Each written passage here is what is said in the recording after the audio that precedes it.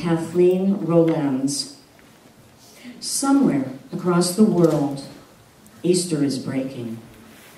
Not the Easter we may think of, with arms upraised and he is risen, echoing from canyons, but a much quieter, less dramatic Easter. Somewhere in the world, perhaps not this day, but someday soon, a woman and a man might rise from their beds, shaking the sleep from their eyes, and find their children already awake and preparing for the morning prayers. There's been no gunfire, no drug wars, no yelling, no shouting, no screaming, only the quiet of night and the peace of silence around them. And somewhere in the world, perhaps not this morning, but soon, very soon, a soldier is packing his duffel bag, has emptied out all his bullets, is changing into civilian clothing, and is coming home. For peace has long been established, and there is no more need for his presence. And somewhere in the world, Easter dawn breaks over the earth, not only on this day, but every day. And the familiar pulse in our veins throbs of peace. Peace. Peace.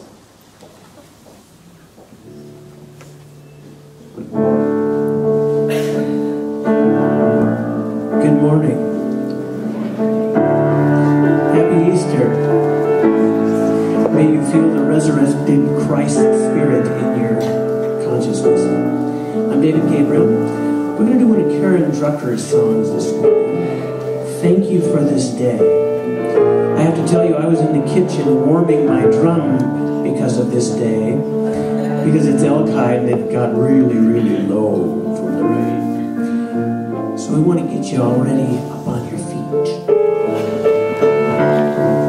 If you can. So it's like, thank you for this day. Here we go. Thank you for this day, Spirit. Thank you for this day. Thank you for this day, Spirit. Thank you for this day. It's beautiful, this beautiful, this beautiful day. This beautiful, this beautiful, this beautiful day. Thank you for this day, Spirit. Thank you for this day. Thank you for this day, Spirit. Thank you for this day. This beautiful, this beautiful, this beautiful day. This beautiful, this beautiful, this beautiful day. Thank you for this hour. Thank you for this hour, Spirit. Thank you for this hour. Thank you for this hour, Spirit. Thank you for this hour. This beautiful, this beautiful, this beautiful hour. This beautiful, this beautiful, this beautiful hour. Thank you for the rain. Thank you for this rain, Spirit. Thank you for this rain. Thank you for this rain, Spirit. Thank you for this rain. This beautiful, this beautiful, this beautiful rain. This beautiful, this beautiful, this beautiful rain. Thank you for this moment. Thank you for this moment, Spirit. Thank you for this moment. Thank you for this moment, Spirit. Thank you for this moment. This beautiful, this beautiful, this beautiful moment. This beautiful, this beautiful, this beautiful moment. Thank you for this day. Thank you for this day, Spirit. Thank you for this day. Thank you for this day, Spirit. Thank you for this day.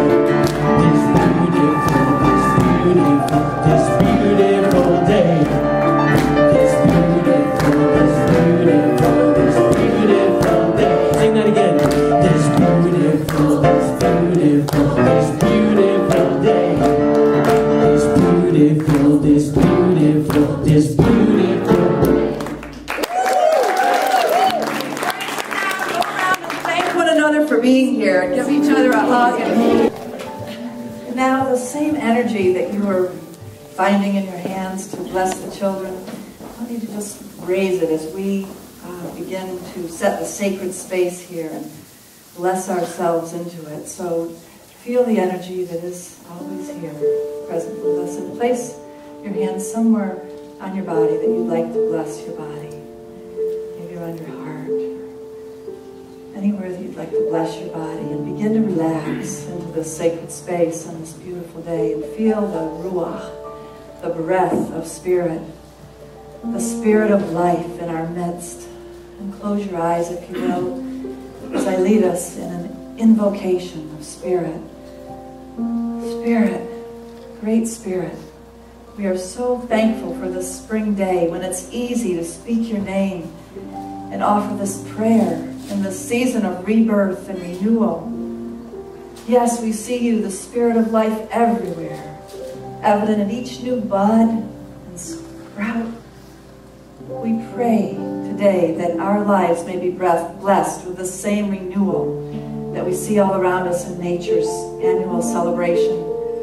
Today, we ask that our eyes may be open to the gifts and the companions that are part of our journey.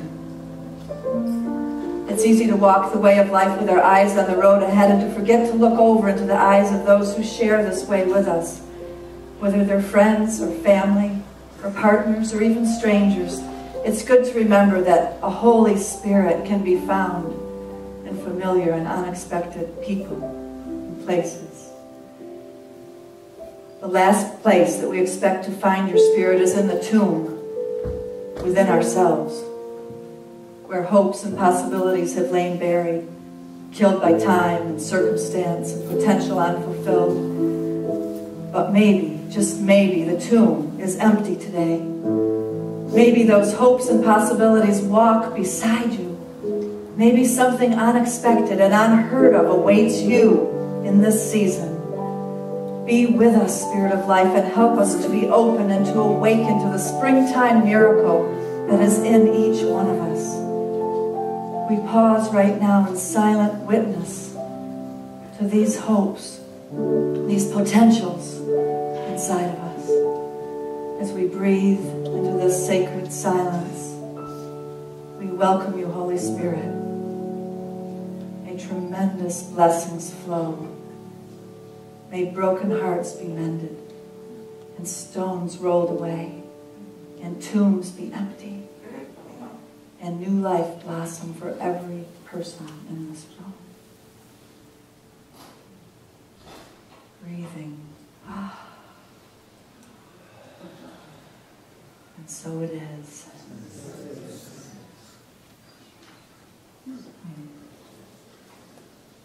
Welcome. I'm so glad to see you all here on this Easter Sunday morning. You know, spring and Easter are a time when we celebrate Passion. We've heard about the Passion of Christ, but it's a passionate time of year, isn't it? We can feel this powerful energy of the spring rising in our own veins, and things that may have seemed like death through our long, dark winter times are passing. In the Christian tradition, of course, it's about Easter. But did you know that this word, Easter, came long before the stories about Jesus? It's actually an Indo-European Celtic word, and it means East Star. East Star. Can you hear those two words? East Star. And it was about the Celtic goddess of spring named Eastar. And so when you think about that, East is where the sun is rising and heralding a new dawn, and the star part, of course, means the brilliant, shining ones. So Easter really means the celebration of the coming again, always again, of the bright, brilliant, shining ones. For humans in all cultures through all time, hope comes again in the spring. And there's this sense of deliverance from hard times that's possible. Now, in the Hebrew tradition, we have to mention it because here we are blessed to be in the Havarah, and maybe some of you went to the Seders that were happening here during the week. But it's the Passover season in which the children of Israel celebrate being delivered out of hard times in Egypt. And they've celebrated it for thousands of years now, that in the springtime, at this vernal equinox time, that a deliverer may come. that a Messiah may come to help us. And it's interesting to realize that Jeshua, who was Hebrew, Jesus, got taken to Egypt as a young child. The song that we're about to sing says, Joseph took his wife and child to Africa to escape the rage of a deadly king. There, along the shores of the Nile, Jesus listened to the song that the captive children of Israel sang. So he was actually at a young age returning to the wounds of his ancestors and hearing their voices speaking to him and giving him a call to be a deliverer. And the song goes on to say that Jesus heard the whole world cry for the healing that would flow from his own scars. What I want to ask you this morning, is there healing flowing from your scars?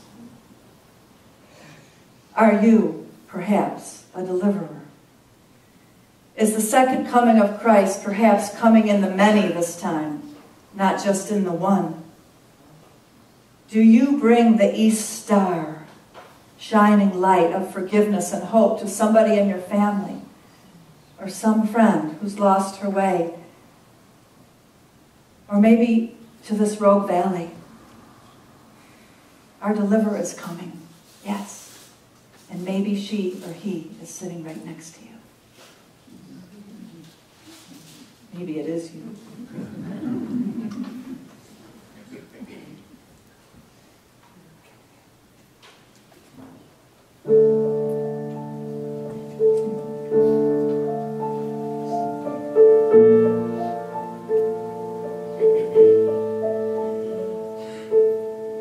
Joseph took his wife and the child, and they went to Africa to escape the rage of a deadly king.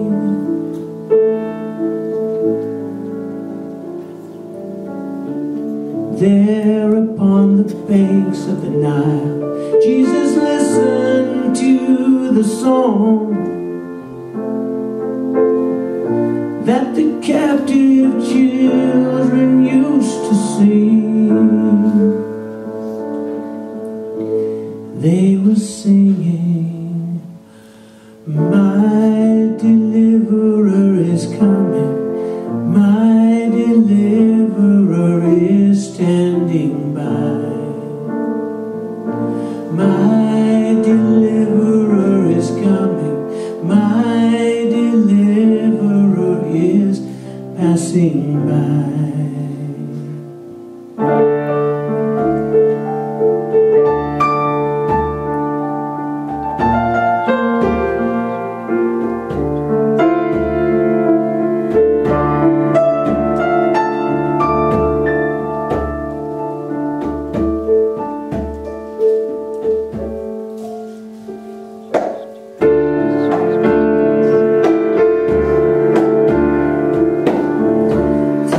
Dry and thirsty land, water from the Kenyan heights pours itself out of Lake Sombra's broken heart.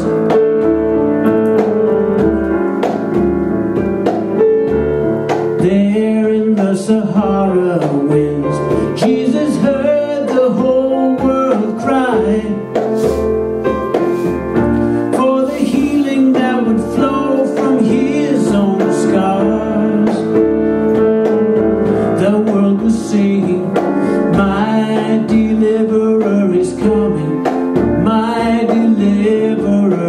standing by. My deliverer is coming, my deliverer is passing by. He will never break his promise, he has written it upon the sky. My deliverer is coming, my deliverer is passing by.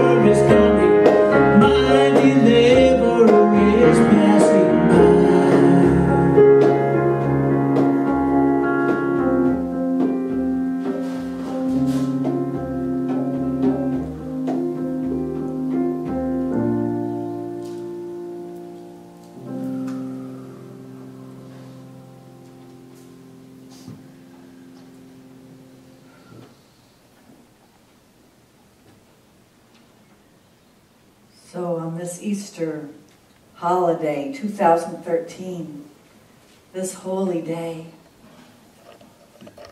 this sacred time in the spring, the world is calling out still. After all these years, the world is still calling out for a deliverer.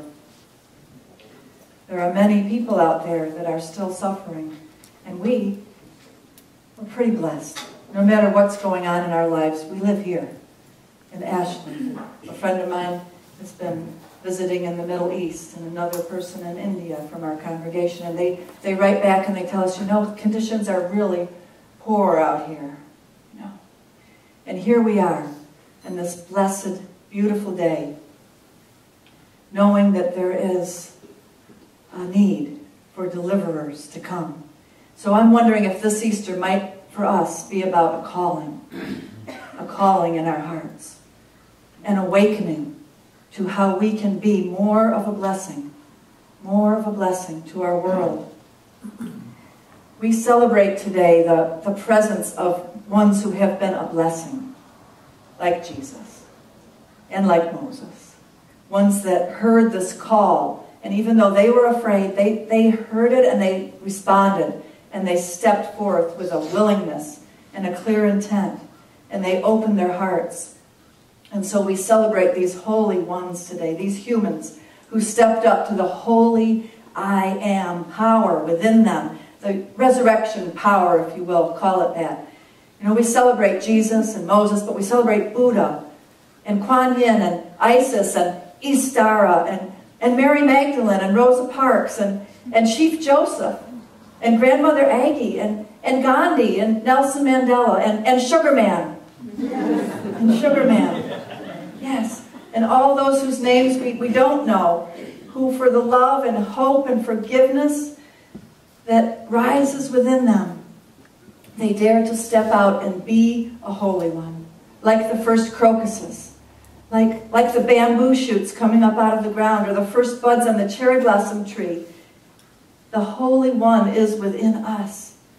And in praise for the spirit of life that's inside of us, we're going to sing this next song called The Holy One. And I want you to praise these holy ones that have guided us along the way, and praise the holy ones whose names we don't even know, who have helped you in your life, and praise yourself. Praise yourself as a holy one, that this spirit of life is rising again in you and is calling you to be a blessing in this world in a new way. So let's really ride this song. Let's really get into it. It's a beautiful chant that David's written just for today that has a Native American feeling to it. Let's really praise the holy ones. To leave your body with a silver thread to come back.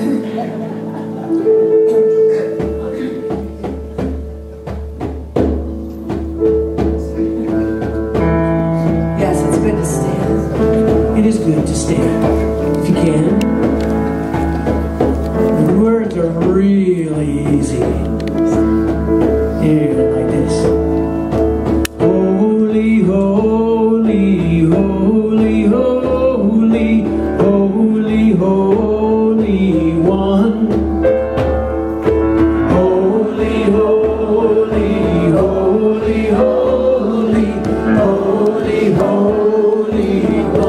You got it.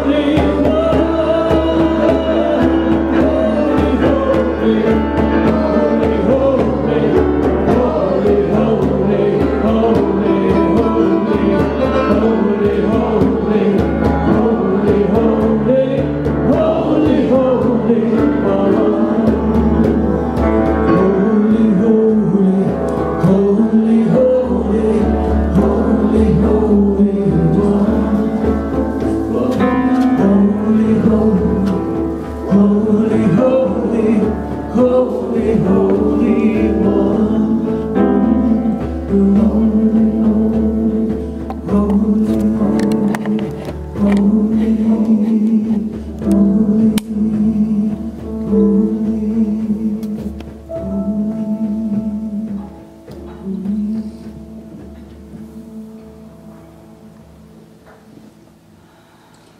Impossible Darkness by Kim Rosen. Do you know how the caterpillar turns? Do you remember what happens inside a cocoon? You liquefy.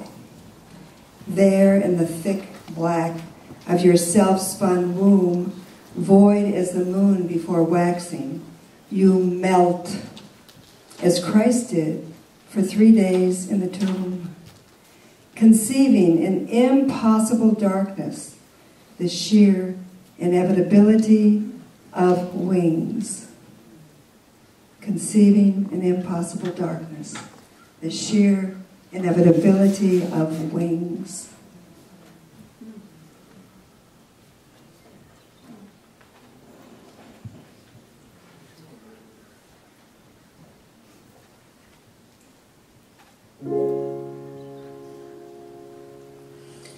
Moving toward the light, we are reborn.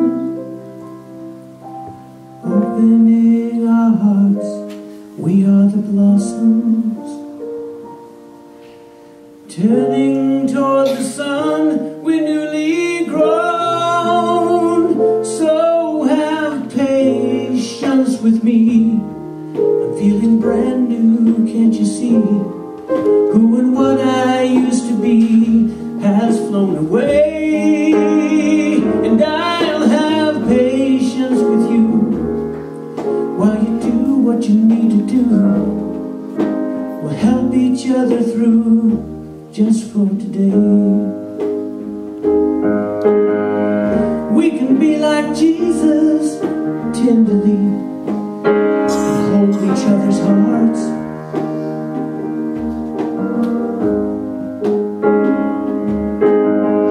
We can laugh like Buddha serenely and let the whole world go. Let it go. We can fly like angels when we can see ourselves and still smile. So come on out and walk with me a while.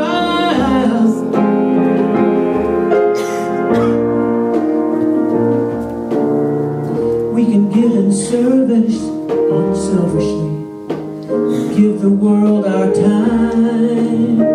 Yeah, yeah, yeah. We can pray for others forgiveness and see the best for all. We can see the best for all. We can fly like angels and we can turn the other cheek. For you and I, we are the ones we seek. We're the ones we seek. Moving toward the light, we are reborn. Opening our hearts, we are the blossom. Turning toward the sun, we're newly grown. So have patience with me. I'm feeling brand new, can't you see? Who and what I used to be has flown away, and I'll have patience with you while you do what you need to do. We'll help each other through just for today. We can play like children, so innocent when we let expression flow. Just let it flow. We can shine like diamonds, sparkling when we let our brilliance shine. When we let our brilliance shine. Oh, and we can fly like angels when we see ourselves as light. Our freedom comes when we let our truth take flight.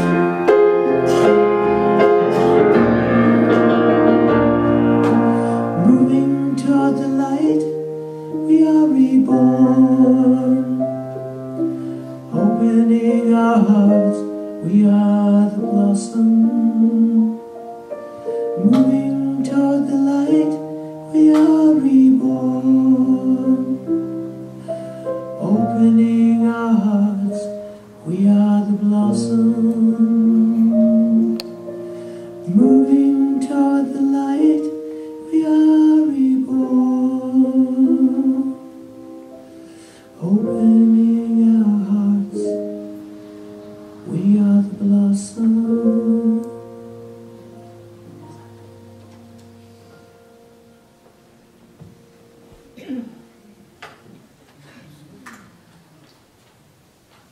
Let's just thank David for that beautiful song that he brought forth that blossomed this week for us.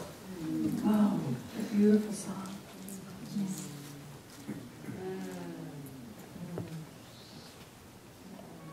So as we think about this calling in our lives, the calling comes through many different ways to us, you know. And sometimes we have healings to go through. We have things that we have to go off and do, like the song says, and we have to have patience with one another. As we have to go off and do these various things and learn these various lessons, you know, until we're ready to take up our calling.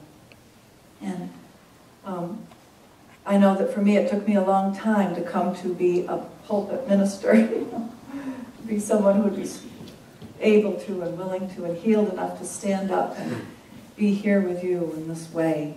And so there's callings that we come into all along the way and some that we come into later on, you know. We have to have a lot of patience with one another and give each other a lot of encouragement. Well, one of the healings that had to take place in me was that I didn't even want to darken the door of a church for over 20 years. Maybe some of you are kind of like that too.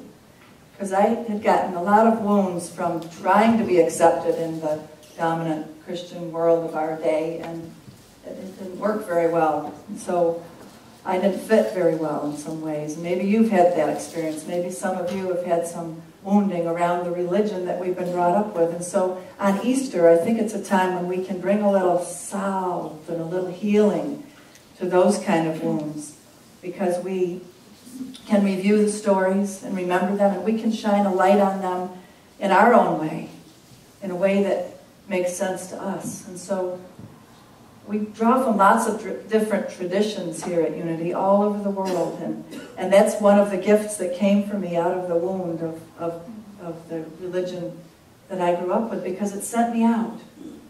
It sent me out to draw from other traditions all over the world and to learn from other people's, right?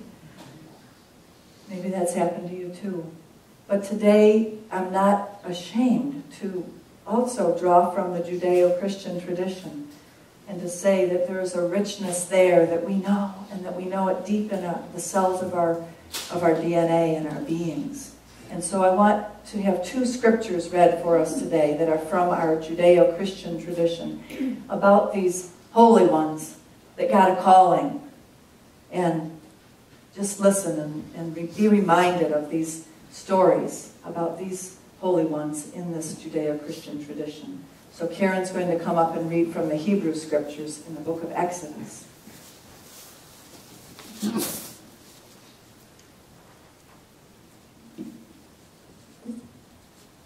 This is from Exodus. Moses had left Egypt and was shepherding a flock of sheep to Jethro, his father-in-law. He led the flock to the west end of the wilderness and came to a place called the Mountain of God. There, an amazing thing happened.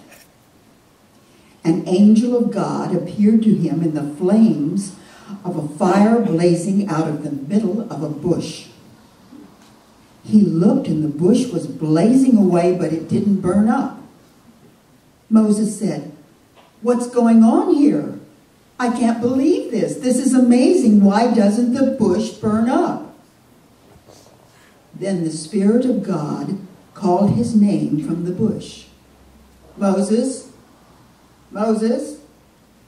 "Yes, I'm right here." The Spirit of God spoke to him. Don't come any closer. Remove your sandals from your feet, because you're standing on holy ground. Moses was so afraid. He was shaking all over, and he hid his face and could not look at the blazing spirit. Then the voice reassured Moses. I am the God your ancestors knew, Abraham, Isaac, and Jacob. And the Spirit of God said, I've taken a good long look at the affliction of the Israelites in Egypt. I've heard their cries for deliverance from their slave masters. I know all about their pain, and now I have come down to help them. Pry them loose from the grip of Egypt, get them out of the country, and bring them into a good land with wide open spaces, a land lush with milk and honey, free from their bondage and limitations. The Israelites' prayer for hope and help have come to me. So it's time for you to go back. I'm sending you to Pharaoh to bring my people out of Egypt. Moses, bewildered, answered God, but why me? What makes you think I could ever go to King Pharaoh and leave the children of Israel out of Egypt? Because I will be with you, said the Spirit of God. Then Moses said to God, suppose I go to the people of Israel and I tell them, the God of your fathers has sent me to you, and they ask me, who is this God? What do I tell them? Then the Spirit of God said to Moses, tell the people of Israel, I am who I am, and I have sent you.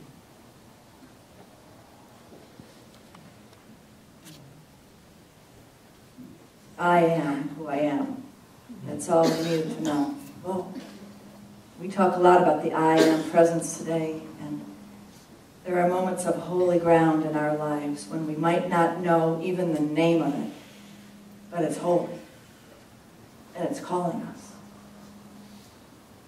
They're really opening heart times, and there was another time like this when some women were standing on holy ground, and Martha's going to come and read from Mark chapter 16 in the Christian scriptures.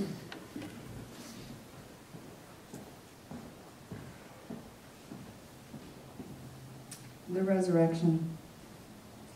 When the Sabbath was over, Mary Magdalene, Mary, the mother of Jesus, and Salome bought spices so they could embalm him.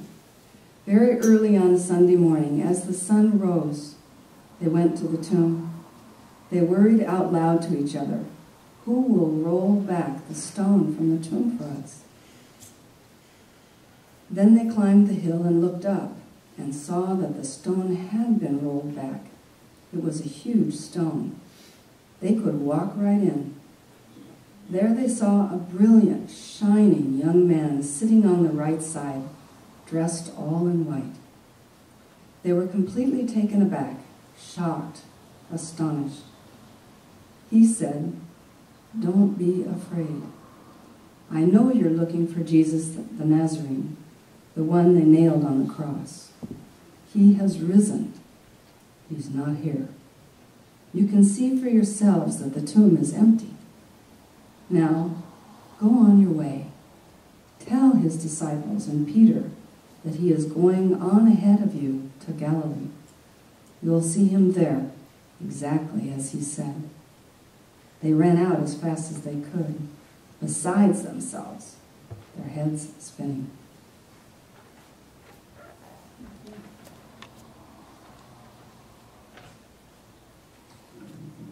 And these are the words of Ken Carey for our time. As the angel rolled away the stone from the mouth of the tomb, that the resurrected Christ might come forth in glory, so the angel potential in each one of us must roll back the stone that has barricaded the entrance to our hearts. The reality of who we are is not to be forever confined. The hour has come. Our centuries in the sarcophagus are complete. We have no more time for the ancient hardness of heart that has blocked our perception of God. Unwavering, we approach the stone until it dissolves in 1,000 particles of blinding light. It is time to re-emerge into the garden of consciousness. It is time to re-emerge into the garden of consciousness.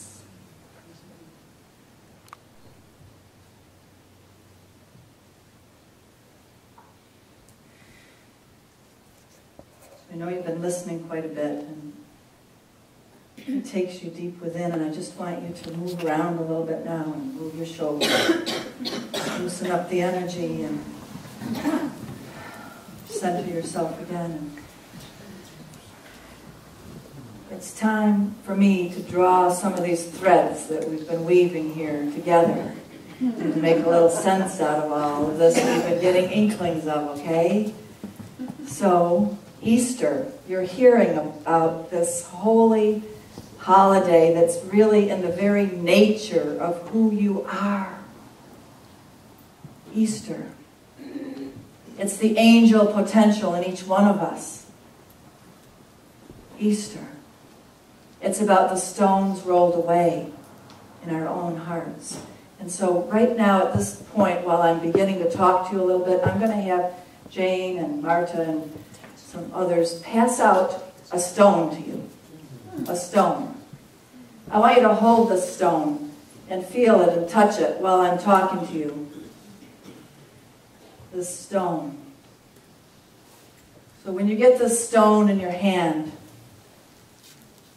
it's very tactile, you know. You can really feel its rounded edges, eroded down by the years of wear in the water. The stone in your hand, you're going to be feeling it in a symbolic way because lots of us carry stones around in our hearts, you know? The stones that block our way forward. For some of us, the stone is small, smooth, old, like these stones are. But for others of us, the stones are large and jagged, and the pain of them is new and raw. All of us have stones. And we do not know how we'll roll them away sometimes. We all, like these ancient women that we heard about in the story, walking toward the grave, when we approach these closed-off spaces of our own hearts, we cry out too, like they did, who will roll the stone away for us? Did you hear Marta read that? They cried out, they worried, who will roll the stone away for us? And we're asking that too. We're looking for someone, some power, some energy to roll these stones away for us. The women approaching their beloved's grave didn't know what they would do about the stone. But they still got up that morning. They still got up. And they were fixed on their task of bringing some adornment to their beloved's body that was laying there in the grave, of putting fragrant oils on him. That was their sacred task. They got up, and even though they might have been overwhelmed, they still were willing to go and face their grief and their vulnerability. You know? Just 2 days before, Jesus had died in a horrible way. And one of the followers, Joseph of Arimathea, had kindly offered his grave because Jesus didn't even have money for a grave, you know. And so Joseph of Arimathea gave him the grave that he put in, and then they just had to leave him there because the Sabbath was coming, and it was prohibited for Jews to do anything. And so then they went after the Sabbath, which is Saturday, you know, on a Sunday morning to the grave. And it was Mary, the mother of Jesus, and Mary Magdalene, and their friend Salome, and just the three of them. They were probably just beset with the grief and vulnerability, and they were probably crying as they climbed along that trail. They climbed up there, and their anxiety was growing, and they were worrying, and they talked to each other about what they would do about that stone. Now, when you set out to do a sacred task, Have you had some anxiety? I know I have. We have anxiety, right? And sometimes I think the anxiety is just so much a part of being human, that there's this nagging feeling inside of us that there's, yes, we've got a calling, but maybe this obstacle is really too big for us to handle. Maybe the stone is just too heavy, and there won't be anybody there to help us, really. And what are we going to do about this stone? Let's just think about, as you're holding the stone now, what some of the stones of your life have been. Maybe some of you have faced the stone of unemployment, and you haven't known where you're going to get your next job. Or maybe you've wondered how you would support your family in other ways, like maybe a family member has a problem, like an addiction or a mental illness or something, and the stone just feels so big. And maybe some of you have an illness, or there's somebody in your family who's ill, and this disease has just come along out of nowhere, and it's a stone, and you don't know how it's going to be removed. Or maybe you're an elderly person who's still really missing your partner who died a long time ago. That's a stone. And some of you, like Mary of Nazareth and Mary Magdalene, Salome, have faced the heavy stone weight of a grief that's so heavy that it's just felt like it was standing in the way of every other relationship or every other goal, and it just keeps coming back into your mind over and over again. What kind of stone do you carry? Is your heart walled off by some jealousy maybe, or some hatred that just won't let you go? Or maybe some envy of somebody else's path? Or maybe your heart feels the stone of despair for something that's happening in the world. Maybe the stone is about all the people that are in prison in our country, or maybe having a family member that's off in a war-torn land. The stone. The stone. The other day, I was in the bookstore, and I saw this woman walk up to this table of books, and she looked at the table of books, and she went, "Oh, oh," and she walked away. And I thought to myself, what could be so bad on that table that made her have a reaction like that? And so I, of course, out of curiosity, had to walk over and see what was on the table. And you know what it was? It was books about Easter and Jesus and Christianity. So some of us have this stone that's about religion, you know, and the wounds that we've had around religion. Like I was talking about, I was thinking that maybe Jesus might have had a stone like that in his heart, because he was really being persecuted by the Pharisees and Sadducees of his day. And he studied the scriptures, and he was considered a young teacher, but they weren't respecting him. They were blocking him. Sometimes these stones are so large, and they've been with us or with our culture for such a long time, that they even become sort of like the furniture in our houses, in our lives, that we don't even notice them anymore. They're just these big stones sitting there in our living room. But they are keeping us, they are blocking us from a flow of grace. And sometimes we get to the grave like those three women did, and our sacred task is before us, but the stone is still there. And we just look at it, and we simply sit down, and we just feel what we feel, like we have to stop. We all have stones in our lives, and many of them are too big for us to roll away on our own. Nonetheless, I love that word, nonetheless. I learned it in seminary. Nonetheless, there is reason for hope. It churns everything, you know. We know of people who have faced truly massive stones, maybe you're one of them, in your life, and the stones have rolled away. For these people, something happened. The spirit of love came in right where their pain was and turned it into compassion for themselves and for others. We may call these kind of people angels or holy ones. Or they might be like ones who are doing their journey to completion shadow work. No, we're working on ourselves, and we're liberating these old stories, and these stones, they're a-rolling these days. These stones are rolling out of the way. And we are becoming the angels that are flying, like in David's song, flying right out of the cocoons. And the Spirit of love is turning us into holy ones, into Christed consciousness, into resurrected beings. You see, there's this power. There's this power. And it's here all the time, and it's in spring especially. But it's on planet Earth. And it's a mysterious power, and we haven't even begun to tap it. We haven't even begun to let it flow through us with the power that it has to change everything.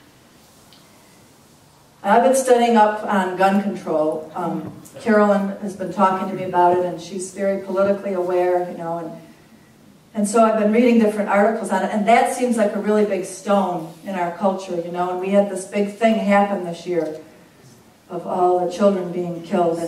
And so I came upon this story on an NPR program, All Things Considered, you know that show? And the reporter said this, he said, "The Supreme Court heard arguments this week about the fate of 2,500 offenders who were sentenced as teenagers to life in prison without parole. 79 of them were 13 or 14 when they committed the crimes.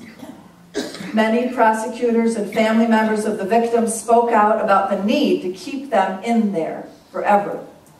But in a small building around the corner from the Supreme Court in a cafeteria, a different group of family members came together. They were the families of the teenagers who had committed the horrible crimes. And sitting next to them there were the victims of the crimes. It's not a group that you're going to hear about in the dominant news. Many in the room said that they're frequently unwilling to share their feelings and their work that they're doing because they've been accused of not missing their loved ones enough who got killed. But on this day, there was enough sorrow in that room to fill an afternoon. But there was also enough forgiveness to change the world. I want to tell you about one woman who was sitting in that room as our main Easter story today. Her name is Mary Johnson. 20 years ago, Israel O'Shea killed her son at a teenage party, and they got into an argument, and he pulled a gun out and shot him. He was 16 at the time. For 20 years, Johnson hated Israel. She woke up in the morning and went down to sleep at night with hate in her heart. She missed her son unbearably. She was glad Israel was in prison, but her spiritual faith kept working on her and pushing her in another direction, giving her a calling. One day, she happened to pick up a novel about two mothers, and in this story, two mothers met whose sons had each died. They were sharing their grief. And one woman said, "I would have taken my child's place and been killed instead of him if only I could have." And the other woman fell down on her knees and hugged this woman's legs and said to her, "Oh, you're she. You're the mother of Christ." And Mary, the mother of Christ, reached out to this other woman and lifted her up and gave her a big hug and smoothed the hair away from her face and kissed her on her tear-streamed cheek. And she said to her, "Tell me of your son, so that I may grieve with you." And the other mother said, "My son's name is Judas." Oh. When Mary Johnson read this story, she had that same reaction. Her tears started to flow, and that moment broke through those years of resentment in her heart, and she realized that she had to find a way to meet Israel's mother. And she knew that she'd have to go and talk to Israel in order to find out who his mother was. So she made all the arrangements, and she went to the prison to go and meet this man who had killed her son. At the end of their talk, which Mary had thought would be maybe 5 minutes or so, just so she could find out who his mother was, but the talk lasted 2.5 hours. Israel had been sitting across the table from her in this prison cafeteria, and he said, I felt like she had offered me the biggest thing anybody could ever offer me, forgiveness. And I didn't have anything to give her. The only thing I could show her was my compassion. So I asked her if I could give her a hug. And Mary said, I tell you, in that moment, something started happening physically in my feet. Like they started moving and stirring. It was in my feet. And it just moved me up onto my feet. And it just started moving up through my body. And all that I knew was that all this hatred and animosity and anger and the bitterness that I had in there for all these years, in that moment, it left me. The stones can be rolled away. That force in Mary Johnson's feet, that power that moved her toward Israel's embrace, was the spirit of love. It couldn't return her son to her. It could not make her miss him any less or undo the violence that had been done, but it helped her to turn away from resentment and hatred and toward compassion. It rolled away the stone from the mouth of a grave. And it helped her to have the courage and the strength to begin changing the world. She and Israel teamed up, and they have become a mighty force for change in this world. Now she calls him her adopted son. So at Easter, we think about this other son who died, Jesus. He died in a really hard way, but we don't think so much about the death from a harsh system. But what we call our attention to now is this life energy, which his teachings were all about, really. And we focus on this life energy of Easter. If we had Jesus here as a young man nowadays, maybe he'd be a black man in prison, really, And we would have heard his main message be toward compassion and loving no matter what. And we would have heard him tell us to move away from our self-interest and our worries about our finances in this country and our security, and to turn away from our concerns about status and self-protectionism, and to turn toward our vulnerable feelings and toward compassion for others in this world. We would have heard the message of this young man with a passionate heart telling us, go and give to the poor. If you have a little bit, give a little. If you have a lot, give it all. Jesus and his followers were really personifying the gifting economy. If you have a little, give what you can. If you have much, give it all. Don't just love your neighbor, love your enemy. That's what he's talking about. Not even so much about money, although that's important, but it's about this giving of the compassion and generosity of our hearts. And Jesus, he picked up the Torah and he read out of it. But he picked and chose out of his religious tradition what to read. And he chose the things to read out of. There's a lot about war and a lot about killing and stuff in there. But he only picked and chose to read what's now been called the Sophia lineage out of it. He chose to read about compassion. He chose to read about the deliverer is coming and cares about you and cares about this world. So, when these women went to the tomb that day on Easter, they saw a bright star being that wasn't Jesus, an East Star. And that East Star said to them, do not be afraid. Go and tell the others. Do not be afraid, you all. The bright light has come. It's here with us all the time. And we've got things to do. Now look at the stone in your hand. It's been resting there all this time that I've been talking to you. It's become warm with the heat of your body. It doesn't need to represent a barrier. Let it represent a wound. Let it represent a scar that you have in your life, a hurt that you've had. But this scar, this wound, does not need to stand in the way of you being an East Star. Let it represent instead that out of your scars, out of your wounds is flowing this Easter power, this power of resurrection. And who knows what you might be called to do. We've got to step forward now in 2013, right? We've got to step forward even more than we have. And I just want to honor that you are the holy ones, that you've been doing so much already in your life.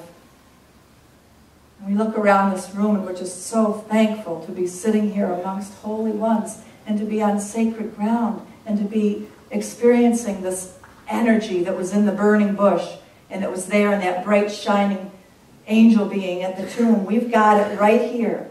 It's unlimited potential. And today, I'm inviting you to step a little further in to this resurrection love. Let's just have a moment of prayer together right now. Spirit of love, we're together today in humility, awed by the stones that have been rolled back in our lives, and surprised by the continual empty tombs. We are together here today in vulnerability of the pains and injustices in this world. And we're together here in hope that life can begin anew. That our differences can be bridged. Yes, that the beloved community that Jesus, you founded and you tried to encourage, that it can rise again. It can rise again and is rising again all over this planet. And we imagine ourselves right now taking hands and holding hands with people all over this planet who are standing together in the brightness of the beings of who we are, and realizing that the darkness does not overcome us, that we are together in beauty and in wonder, and that we can see what needs to be done. And the mystery of all that we can ever know here in this room, amongst the glow of these friends and the lilies and the flowers and our spiritual family, we can come home in our hearts. And we can pray for faith and strength to stand again for what is good, and to do what we can to make the stones get rolled away, dissolved, to live lives of integrity and peace. So we pray right now, Holy One, Holy Spirit, Holy One, Holy, Holy One, with gratitude and joy for your creation, and for this, our spiritual community, and for the beauty of the spring day, and for the hope that love promises us. We pray that this ancient story of resurrection power will ignite again in our lives and will flow through us, and that right now, going out from this room, we will answer the call to be the bright ones, the shining ones. And so it is. Thank you, Spirit. Thank you. Thank you for abiding with us, and just to let it sink in. David has written another beautiful song that just sums it all up. So just let this song be like it says, the Holy Spirit is a seal upon your heart, a seal of commitment today. Let the song be the seal.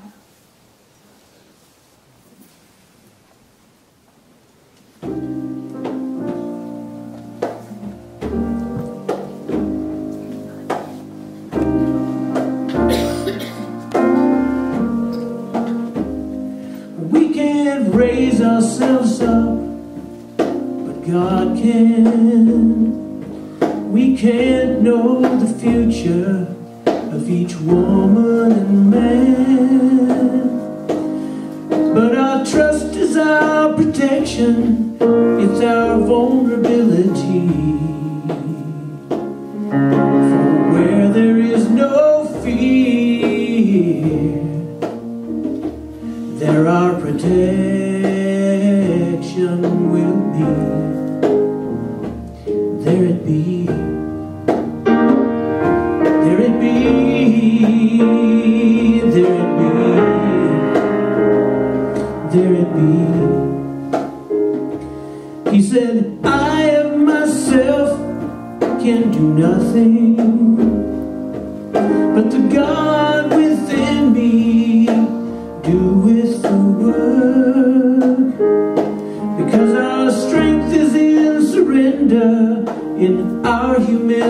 possibility. For where there's no resistance, there our guidance will be. There it be, there it be, there it be, there it be. I try to keep myself from sorrow, I try to keep myself from pain. I need to know what comes tomorrow. Sometimes I even fear the rain.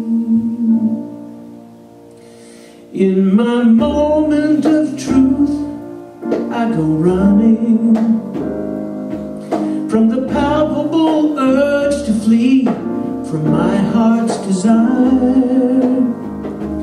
But the Spirit knows my secrets and my possibilities.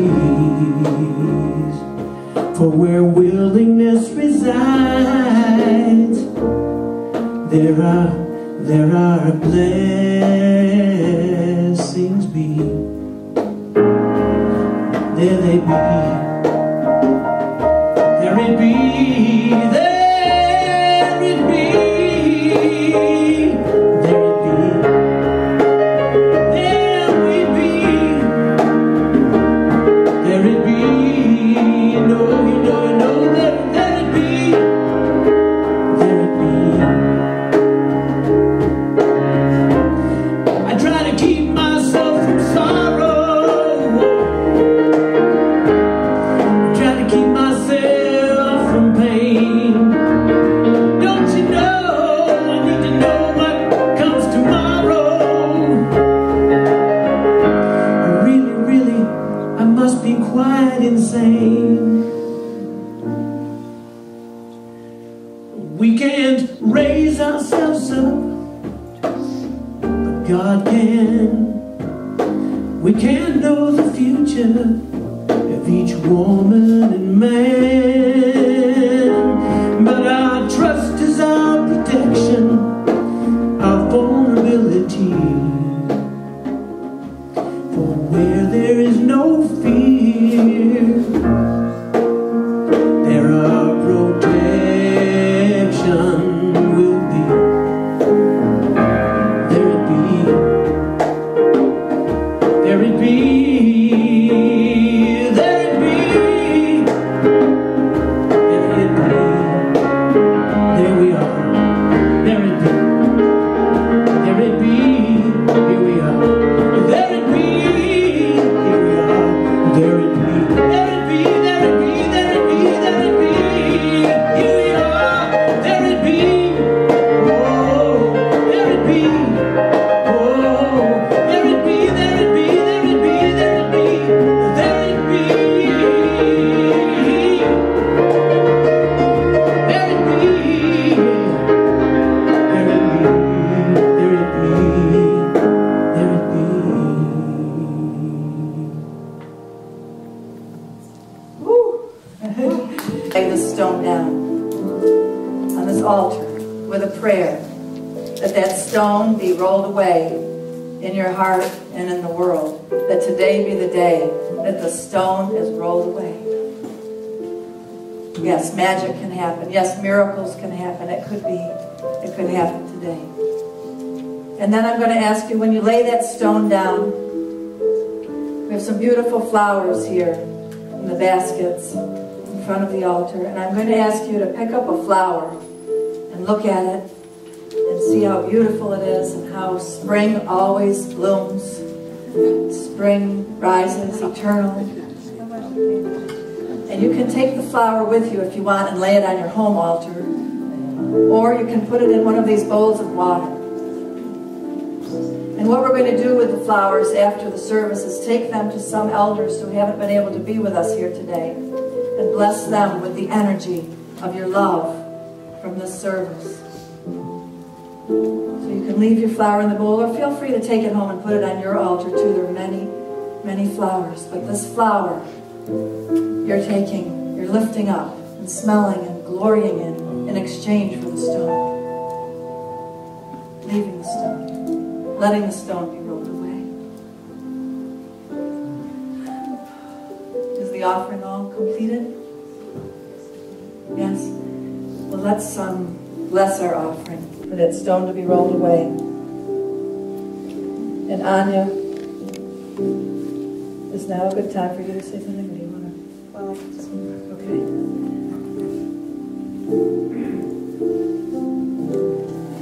As part of our offering, let us offer the resurrecting heart that we are after we roll away the stone.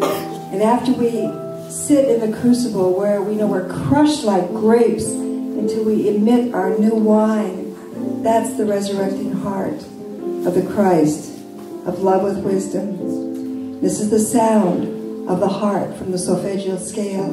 So I'm going to play it while you're all coming up here.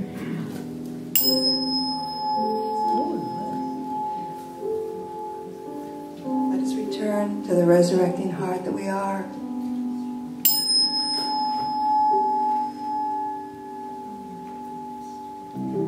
And Anya also brought this wonderful unguent that she used last Easter with us. The unguent from the chrysalis. The chrysalis of the butterfly. So I'm going to be spraying this up here when you come up. You can smell, you can hear the sound, and be singing the song. And let's make this a really heart-opening ritual. Welcome. Come forward.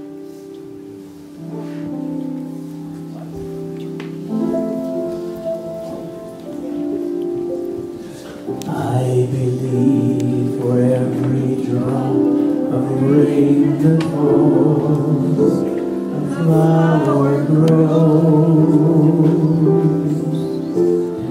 I believe that somewhere in the darkest night, a candle glows.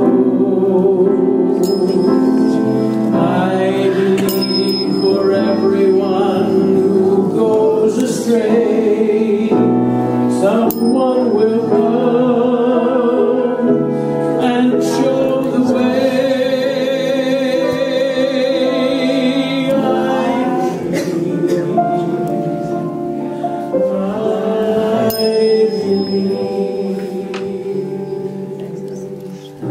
I believe above the storm, the smallest prayer can still be heard. I believe that someone in that great somewhere hears every word. Every time I hear a newborn baby cry for tragedy, we can give in service unselfishly and love the world with our time. Oh yeah, yeah. We can pray for others forgiveness and know the best for all. We can know the best for everyone. And we can fly like angels when we can turn the other cheek. For you and I, we are the ones we seek. We are the ones we seek. Moving toward the light, we are reborn. Opening our hearts, we are the blossom. Turning toward the sun, we're newly grown. So have patience with me. I'm feeling brand new, can't you see? Who and I used to be has flown away.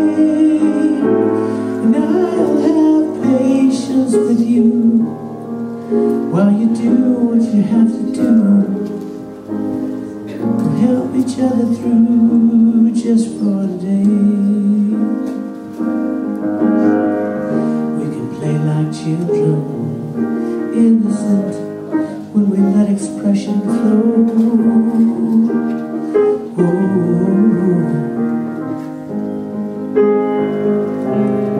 We can shine like diamonds and sparkle when we let our brilliance be. Let our brilliance be. We can fly like angels when we hold ourselves in the light. Our freedom comes when we let our truth take flight.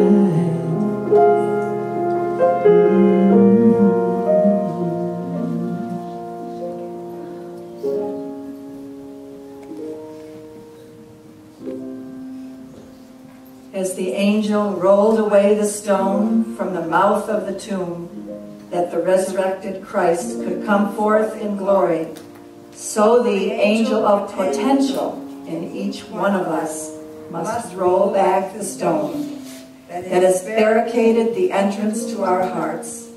The reality of who we are is not to be forever confined. The hour has come. The hour has come. Our centuries in the sarcophagus are complete. Our centuries in the sarcophagus are complete.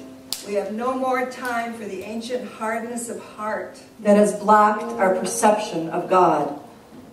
Unwaveringly, we approach the stone until it dissolves.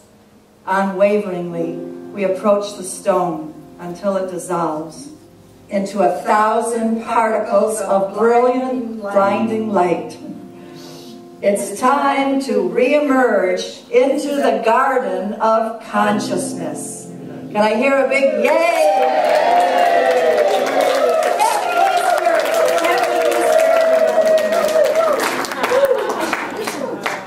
Let's get into our big circle. And there couldn't be a more appropriate day to sing Let There Be Peace on Earth.